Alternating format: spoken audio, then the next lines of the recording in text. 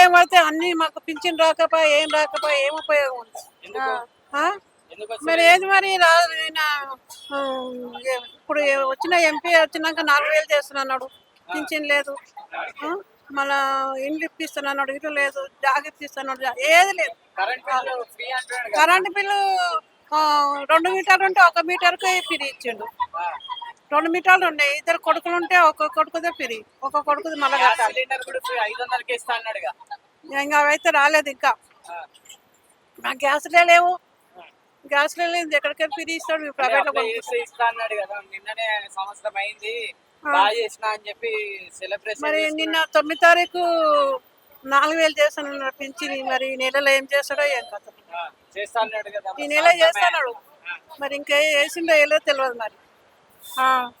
మన బెస్ట్ అయినా best. Double bedroom ఇంకా బెస్ట్ అంటే ఇంకా వచ్చే సంవత్సరం అయింది, ఇంకా ఎట్లా బెస్ట్ అని తెలుస్తుంది ఇప్పుడు మనకు. అంటే 6 గ్యారెంటీలు చేస్తా అన్నాడు కదా. 6 గ్యారెంటీలో ఒకటే అమలు అయింది. ఇప్పుడు బస్సే ఉచితం, ఇంకేం ఉచితం? ఆ బస్సులు ఒకటే ఫ్రీ, ఇంకేదానికి సవలతు లేదు.